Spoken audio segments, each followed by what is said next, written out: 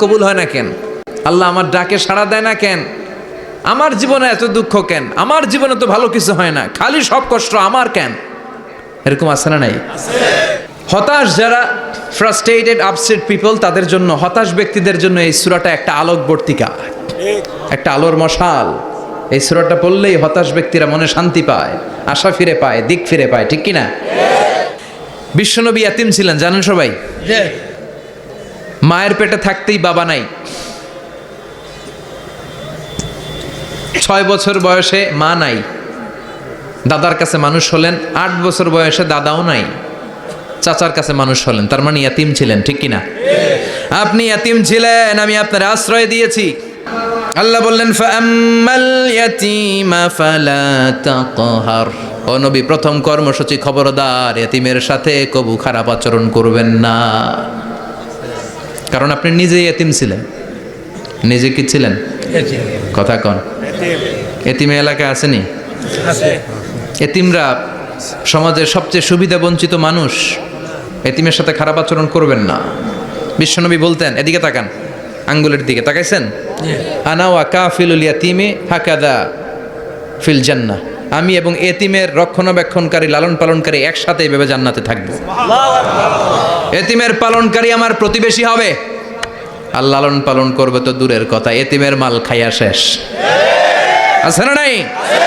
ইন্নাল্লাযীনা ইয়াকুলুনা আমওয়ালাল ইয়াতামা যুলমান ইন্নামা ইয়াকুলুনা ফি বুতুনিহিম নারা ওয়া সায়াসলাউনা সাঈরা। তুই এতিমের মাল খাস, তুই এতিমের সম্পদ খাস নাই, তুই জাহান্নামের আগুন পেটে ঢুকিয়েছিস। এতিমকে ভালোবাসবেন, এতিমরে ভালোবাসা মানে নবীরে ভালোবাসা। কারণ আমার নবী এতিম ছিল, ঠিক কি না? এতিমের মাথায় হাত বুলিয়ে দিবেন। আল মাসহু, খেয়াল করেন, আল মাসহু আলা রাসিল ইয়াতীম ইউজিলু কাসওয়াতাল কলব। এতিমের মাথায় হাত বুলিয়ে দিলে হৃদয়ের কাঠিন্যতা দূর করে দেয় কে? আল্লাহ। এক সাহাবী এসে বললেন, ইয়া রাসূলুল্লাহ, জাআ রাজুলুন ইলা রাসূলিল্লাহ ওয়া ইয়াশতাকি কাসওয়াতাল কলব।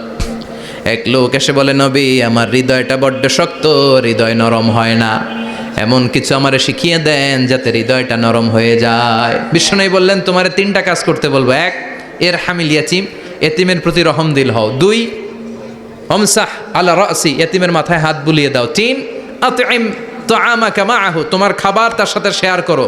ইয়ালিনু কলবুক, তোমার হৃদয়টা নরম হয়ে যাবে।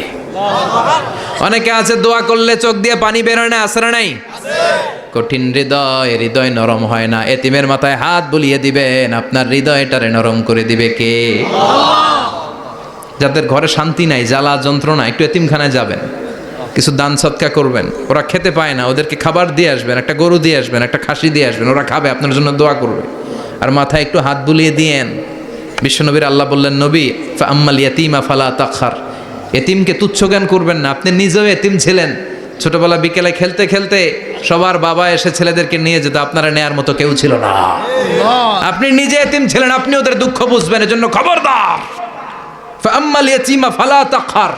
বিশ্বনবীর আল্লাহ ধমক দিয়ে বলে, ফালা তাকহার, এতিমদের প্রতি কঠোর হবেন না, তুচ্ছ জ্ঞান করবেন না, এতিমের সাথে রূঢ় আচরণ করবেন না। এতিমের সাথে রূঢ় আচরণ করা কবিরা গুনাহ। এদের নামে আল্লাহ কোরআন একটা সূরা দিয়েছেন, আল মাউন।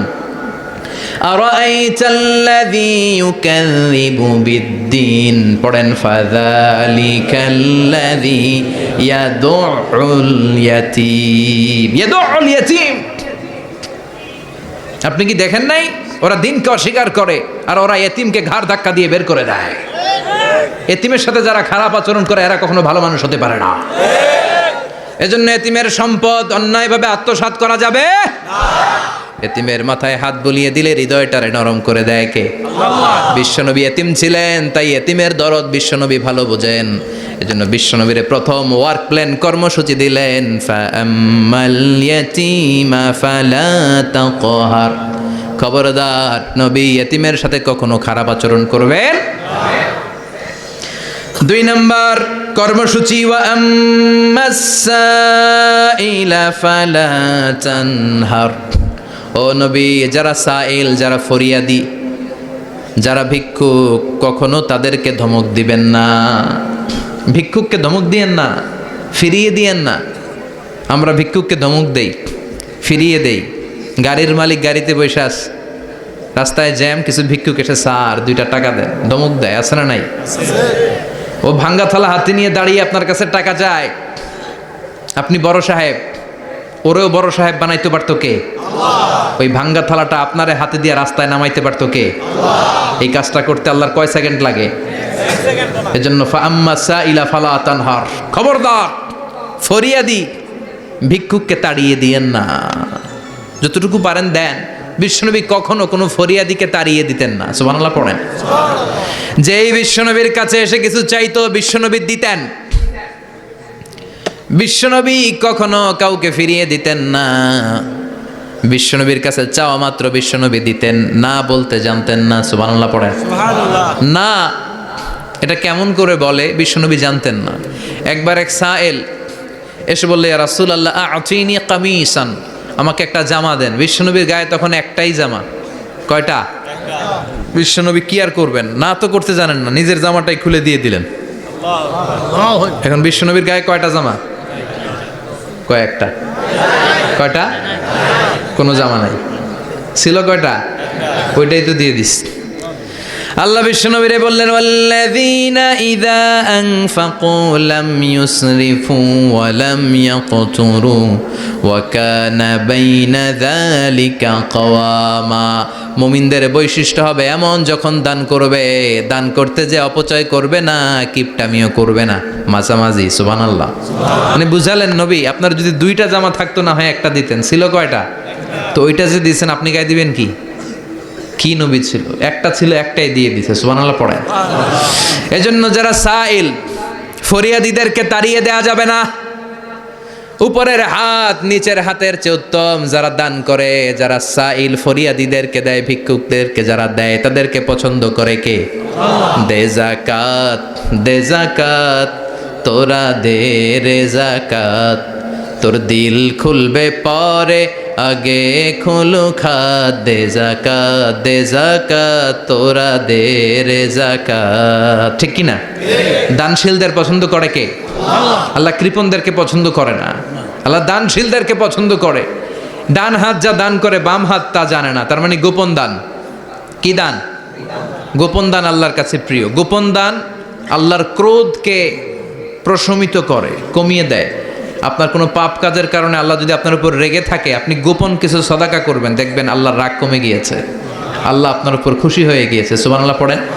কিন্তু লোক দেখানো যদি 1 কোটি টাকা দেন,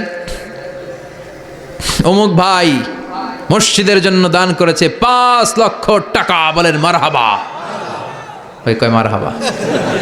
তো এই যে মারহাবা মার্কা যে দানটা, এটাতে কোনো সওয়াব যদি যদি তার মনের ভিতরে এই ইন্টেনশন থাকে যে আমারে মারহাবা বলবে, আমাকে হাতেম তায়ের চাচাতো ভাই বলবে, আমাকে দানবীর সমাজসেবক বলবে, শিল্পপতি বলে তাকবীর দিবে, ঘোষণা দিবে, এই ইন্টেনশন নিয়ে যদি থাকে, এই 5 লক্ষ টাকায় কোনো কানা পরিমাণ সওয়াব হয়েছে, এটারে মিজানের পাল্লায় তুলে দিলে কিয়ামতের দিন কোনো ওজন হবে।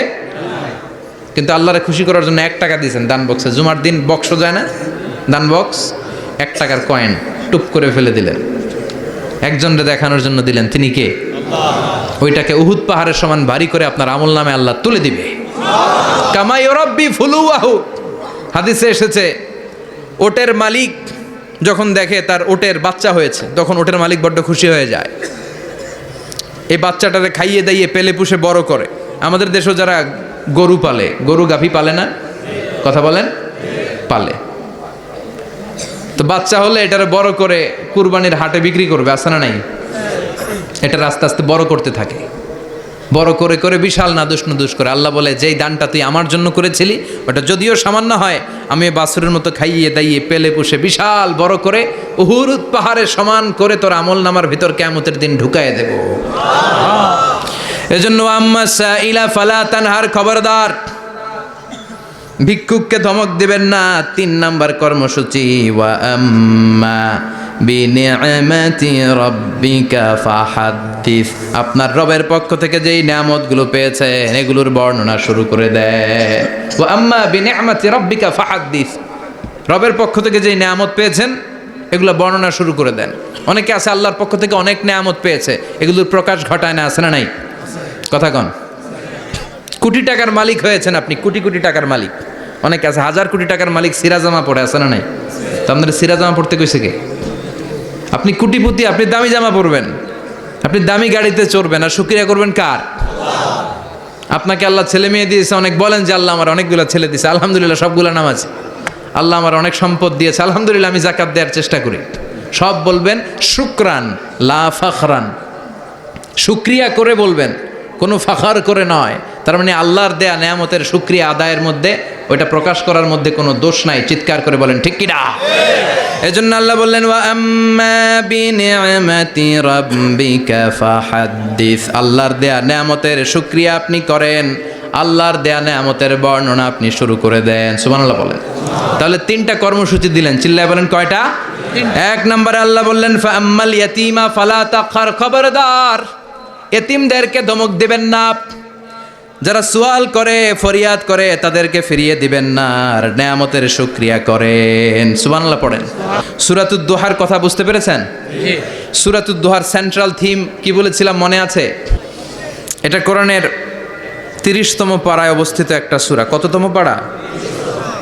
এটা মাক্কি সূরা। একটু আওয়াজ করে বলবেন, কি সূরা? মাক্কি সূরা। এই সূরার আয়াত সংখ্যা 11টি। কয়টি? 11টি। এটা কোরআনের একটা মোটিভেশনাল সূরা। আমাদের জীবনের সুখ বেশি, কষ্ট কম। কয়দিন না খেয়েছিলাম, কয়দিন বিপদে পড়ছি, কয়দিন ডাকাইতে ধরছে, এক মাসের মধ্যে অসুস্থ থাকি কয়দিন, আর সুস্থ থাকি কয়দিন, এটা হিসাব করে না। অসুস্থ যে ছিল খালি এইটা খেয়াল রাখে, আছে না নাই? তার মানে ইন্না মাআল উসরি ইউসরা, দুঃখের পরে আছে সুখ, মোটিভেশন, প্রাণটা আবার উদ্বেলিত হয়ে ওঠে। তাই তো আসলেই তো দুঃখের পরে সুখ। এজন্য কষ্ট যখন পাবেন, অসুস্থ যখন হবেন, ওইখানেও আনন্দ করবেন, কারণ সামনে আরাম আসতেছে। সুবহানাল্লাহ পড়েন। মুমিনের হারাবার কিছু নাই, দুঃখ পাওয়ার কিছু নাই। মুমিন অসুস্থ হলে অসুস্থতার মাধ্যমে তার রোগের মাধ্যমে তার গুনাহ ঝরে যায়, সে আল্লাহর কাছে প্রিয় হয়ে ওঠে। তা আমাদেরকে কেউ হারাইতে পারে? কথা বলেন। আমাদের কেউ ভয় দেখাইতে পারে?